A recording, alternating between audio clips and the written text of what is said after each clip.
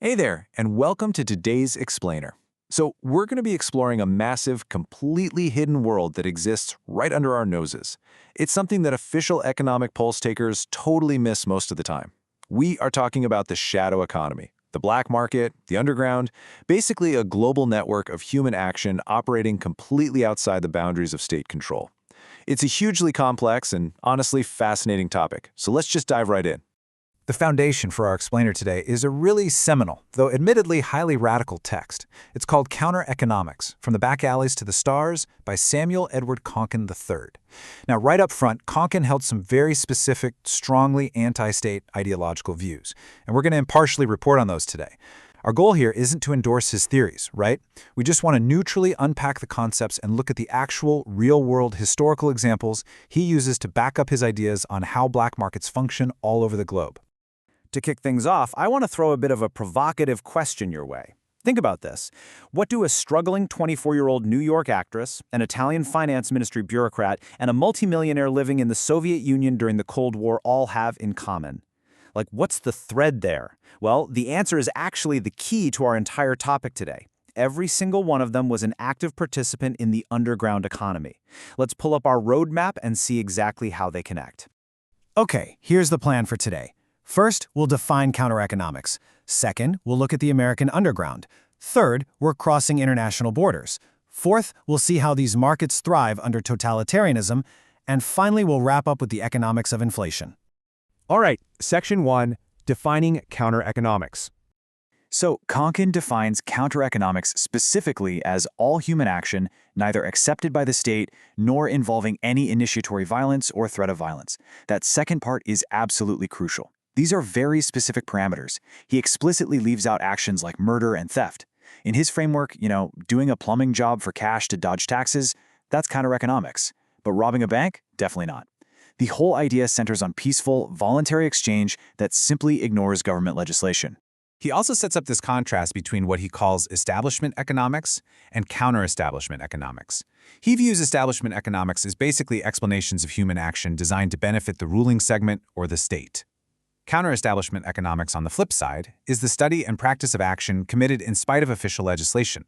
So it's essentially people just doing what they want, when they want, regardless of what the government says is permitted. Moving on to Section 2, the American Underground. And really, this is just the tip of the iceberg. Check this out. $500 billion. That's a massive number, right? According to a 1979 U.S. News & World Report study cited in our source, this was the estimated size of the underground economy in the U.S. way back then. It involved up to 20 million Americans. And we're not just talking about shadowy cartel figures here. This is a vast workforce made up of the self-employed, tradespeople, and the working poor, all operating completely off the books. Let's zoom in on a really relatable human example from the text. Remember that 24-year-old New York actress I mentioned earlier? Well, just to survive, she holds down 3 different jobs. She works as a bartender, making about 30 to 35 bucks a day. She helps out at a jewelry shop, and she does the occasional cabaret performance. And here's the kicker. All of these jobs are totally off the books. No taxes withheld, no Social Security contributions. She literally told reporters, "I'm completely underground." It really grounds Konkin's theory in a reality that so many people actually experience, just trying to make ends meet outside the official system. But it's not just cash-in-hand labor, Bartering is a huge piece of the puzzle. For instance, a Michigan lawyer trades his legal work for a $300 antique credenza and just doesn't report the value. Or a Chicago illustrator trades ad copy for alcohol. Then you have something called skimming. That's where small business owners basically pocket a chunk of the day's cash take without ever recording it. The source mentions a Houston barber who keeps 2 entirely different sets of books, one for herself and one for the IRS, and she pockets a full third of her cash sales. The methods people use are pretty much limited only by their ingenuity. All right, Section 3, Crossing International Borders. Because this isn't just an American thing. This hidden labor is a truly global phenomenon. Take a look at this. In West Germany, they call it Schwarzarbeit, or black labor. And at the time of the source, it accounted for an estimated $25 billion in untaxed work. In Italy, it's lavoro nero, which involved over 6 million secret workers. Down in Argentina, they refer to it as morocho, or black money. And that was estimated to make up to 40% of all business. 40%. The underlying motivation is the same everywhere, though. avoiding taxes, dodging state labor regulations, and bypassing artificial wage constraints just to connect a willing buyer with a willing seller's labor. Which brings us to our Italian bureaucrat. Now, you would think state officials would be the ultimate rule followers, right? But the irony here is just unbelievable.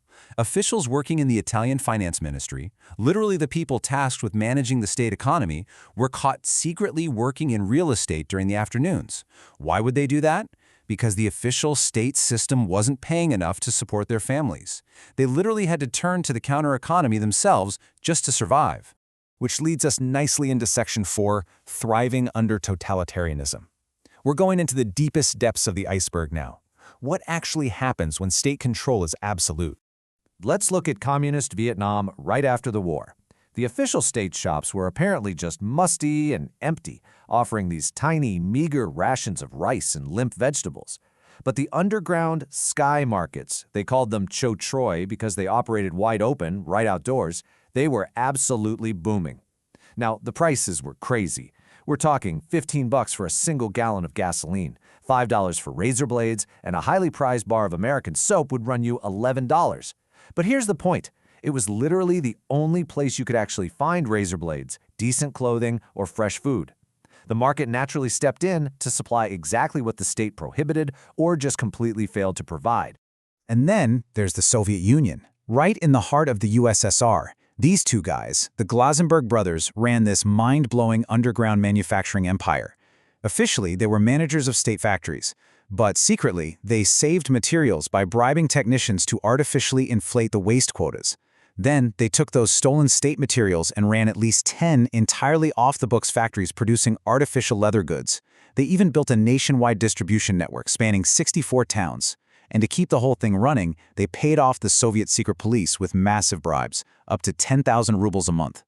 But as you can imagine, operations with stakes this high carried some incredibly severe consequences. Eventually, there was a leak. A journalist started poking around, and the secret police realized they couldn't protect the whole operation anymore. So, in a pretty chilling turn of events, the youngest brother, Lazar, who was known for his luxury suits and high-flying lifestyle, was basically sacrificed to appease the authorities. He was tried, convicted, and sentenced to 15 years in a strict regime labor camp. And tragically, he died there 7 years later. It's a stark reminder of the massive life-or-death risks involved when you defy a totalitarian state. Yet Konkins points out this really profound paradox in all of this. It wasn't just profit-hungry millionaires using this underground system. The Soviet state itself completely relied on the counter-economy just to function. You had collective farm chairmen risking actual prison time to buy stolen pipes on the black market just so they could save their harvests. State enterprises were hiring underground mechanics because the official state service stations didn't have any spare parts. Government officials were literally pressuring managers to use the parallel market just to hit their official quotas. So the state's very survival depended entirely on the illegal supply chains it was actively trying to crush. Wild, right? Okay, Section 5, the economics of inflation. Let's pull back a bit and look at the macro forces at play here. Konkins outlines this very specific state-driven inflation cycle.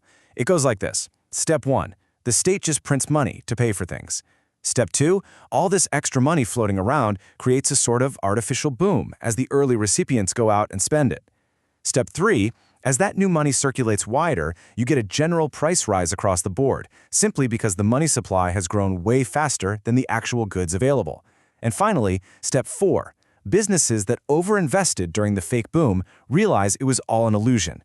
This leads directly to liquidations, layoffs, and ultimately, a crash or depression. Now, the state usually responds to that crash by, you guessed it, printing even more money. But eventually, the public catches on to the trick. And this leads to what economists call the crack-up boom. Citizens see the inflation coming, so they start spending their money the literal second they get it. It's this frantic flight into real, tangible goods. In some extreme historical cases, workers had to be paid multiple times a day and debts were refinanced on an hourly basis. Ultimately, the public just entirely abandons the state's worthless paper money. They flock to counter-economic alternatives instead, things like foreign currencies, bartering, or gold. And wow. That brings us to the end of our explainer today. We have seen how the shadow economy touches literally everything, from a bartender's hidden tips to a Soviet factory floor. It operates continuously, right alongside and underneath the official systems of the world. So I want to leave you with a final provocative thought.